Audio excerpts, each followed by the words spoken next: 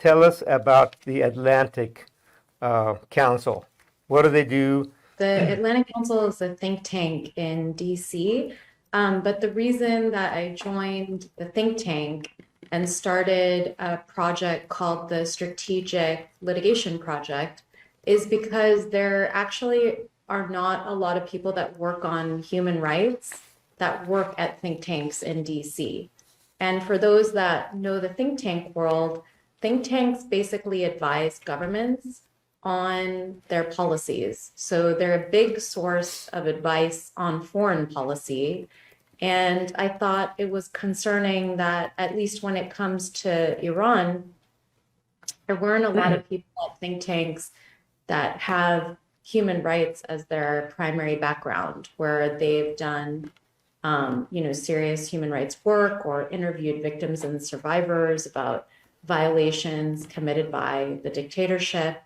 And that's why I went to the Atlantic Council and started a program. Now, the program is global. It does not only focus on Iran. We focus on Ukraine, Venezuela, Syria, China. But over the past few months, obviously, there's been a very big focus on Iran, given the events there.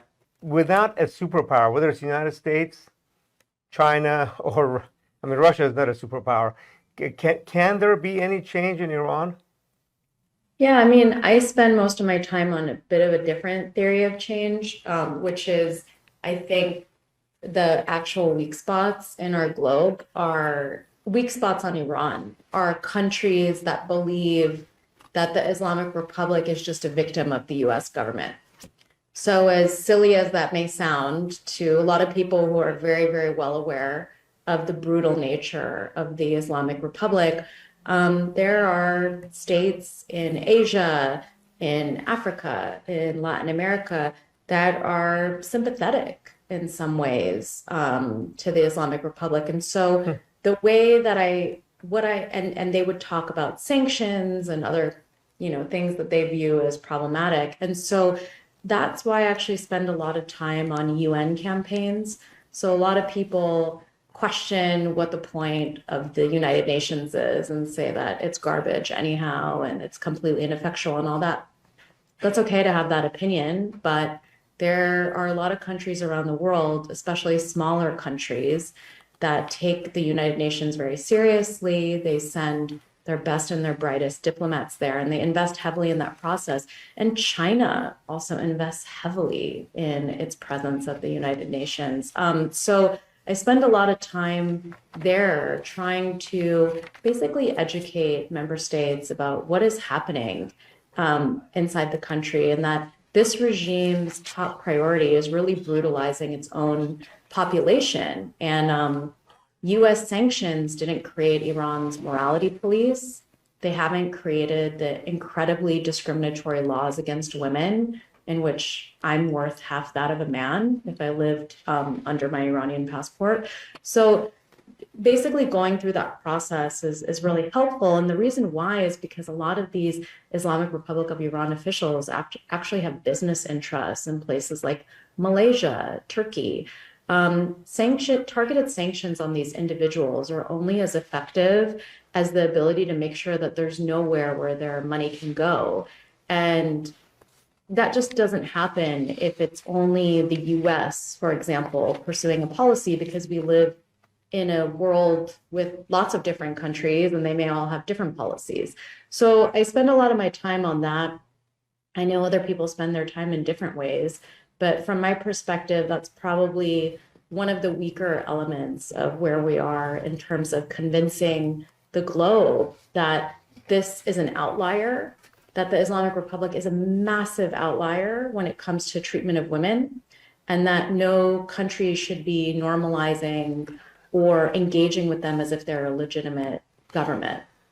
Why is the Western world okay with an Iran the way it is now? One of the top things I heard when I was talking to UN member states to try to remove the Islamic Republic from the UN Commission on the Status of Women was, well, this is a cultural thing, so we don't want to get involved. When I pointed out that there were tens of thousands of women on the street protesting what they're saying is culture and saying it's actually not their culture and they don't want it imposed. It was just a sort of inconvenient truth for them. I feel like we can look to Iran's neighbors. They have Iraq on one side, Afghanistan on the other. So for a lot of countries, they're not prepared to get more deeply involved in taking a stand on whether or not this regime should be in place because of the, well, we could look at it as failed, certainly in Afghanistan and in Iraq. I think it's a bit more of a mixed record. But, people see that and they're not very encouraged by what would lie ahead. And then they also invoke the example of Syria, and then they invoke the example of Libya. And so I think the task for Iranians who are organized in the diaspora is to A, stay united. It's really troubling that there is such disunification from today because it doesn't help at all in terms of pushing the global community to do anything. They just see something that's chaotic and they can't get behind it, right? So it's important to stay united, but it's also important to have a plan for how there would be a democratic transition. That is incredibly important because what countries don't want above all is any kind of instability. So I think the answer to your question is right there.